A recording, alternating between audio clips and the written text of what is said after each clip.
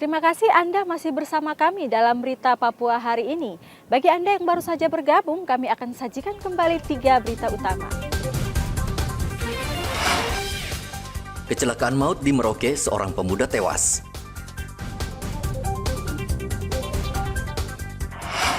Pemerintah belum membatasi penyaluran BBM bersubsidi.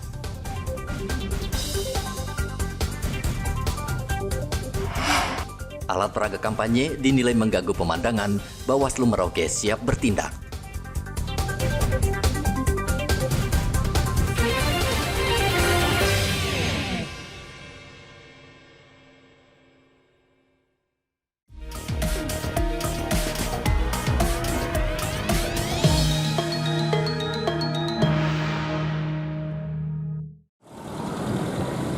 Keberadaan alat peraga kampanye atau APK bagi setiap paslon gubernur dan bupati di Merauke, Papua Selatan sangat mengganggu pemandangan.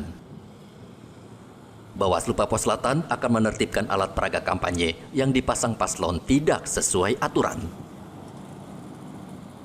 Ketua Bawaslu Papua Selatan, Marman, mengatakan paslon yang diduga melanggar aturan akan dipanggil sebelum diberikan sanksi. Yang dilarang untuk dipasang alat peraga kampanye adalah di jalan protokol, mulai dari kantor gedung negara yang sekarang dipakai untuk kantor gubernur sampai dengan pertigaan PGT, dengan catatan setiap pasangan calon boleh menempatkan sekretariat pemenangan di jalan protokol dengan memasang alat peraga kampanye menempel pada dinding. Nah, terkait dengan itu memang betul hari ini kita lihat dari hasil kesepakatan ini pasangan calon maupun tim kampanye dari masing-masing pasangan calon itu belum mengindahkan kesepakatan yang telah kita sepakati. Artinya alat peraga yang masih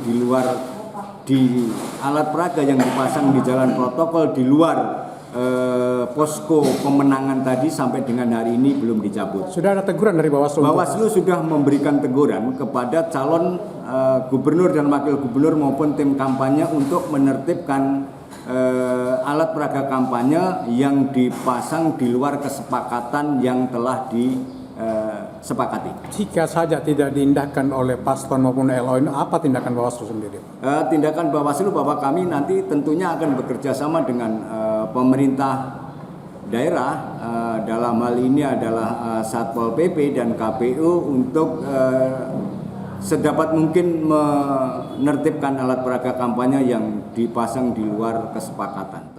APK dilarang dipasang di rumah ibadah, fasilitas pemerintah, serta sekolah. Paslon yang memasang APK wajib mendapat izin dari Dinas Pendapatan Daerah setempat. Muhammad Ridwan melaporkan dari Merauke, Papua Selatan.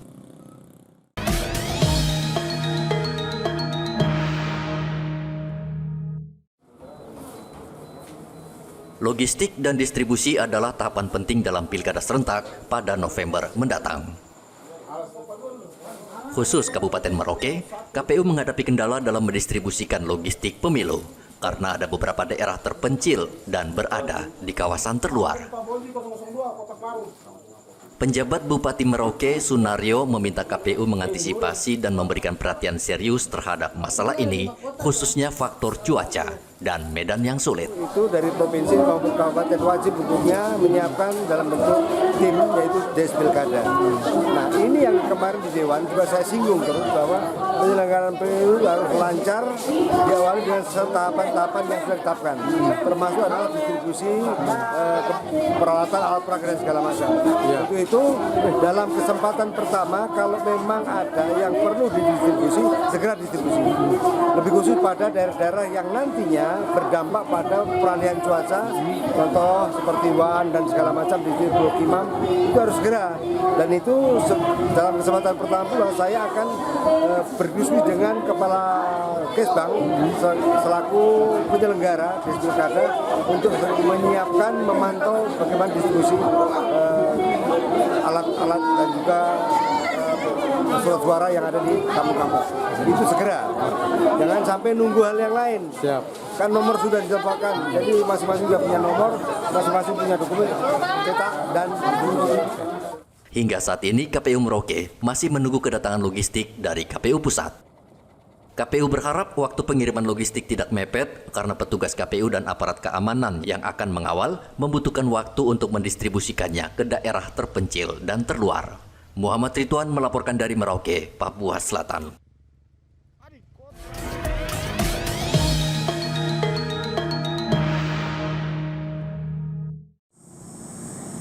KPU Merauke saat ini masih menunggu kedatangan logistik pilkada yang dikirim menggunakan kargo kapal laut. Pengiriman masih berjalan, apalagi Merauke berada di ujung timur Indonesia. Ketua KPU Merauke, Roske Bubun, mengatakan sudah mengecek ke ekspedisi, namun belum ada jawaban pasti kapan logistik tiba. Kotak dan bilik yang nanti akan lebih awal dan tinta ya mungkin. Tapi semuanya ini masih dalam proses, jadi kita masih menanti. Intinya dalam proses yang kemarin sudah ada penandatanganan kontrak waktu itu di KPRI oleh sekretaris dan kita nanti proses pengiriman terkait dengan logistik tahap awal ya yang akan kita nanti akan dapat informasi dari ekspedisi. Intinya sekarang adalah kita menanti aja ya karena dalam tahapan terkait dengan logistik, seluruh logistik kita akan tiba di kabupaten, kita pada prinsipnya kami menanti ya. Ada totalnya berapa semua Bu Ketua? Ya akan menyesuaikan dengan jumlah TPS yang kita miliki kan. Kalau bilik kan ada setiap TPS kan 3 ya. Ya dikali 415. Kemudian tinta dan kotak suara kan setiap TPS ini akan ada 2, kemudian yang nanti akan disiapkan dikalikan 415 TPS. Ini mengingat waktu yang sangat mepet, kira-kira untuk logistik ini kapan schedule tahapan yang akan didistribusikan ke kawasan-kawasan itu? Estimasinya nih di awal minggu kedua Oktober mungkin ya. Awal minggu kedua Oktober itu sudah ada logistik awal yang mungkin akan tiba di Kabupaten Merauke. Pendistribusian logistik akan dilakukan dalam 3 tahap. Tahap pertama pengadaan logistik pilkada berupa bilik suara. Kemudian tahap kedua pengadaan kotak suara. Dan tahap terakhir percetakan surat suara. Muhammad Ridwan melaporkan dari Merauke, Papua Selatan.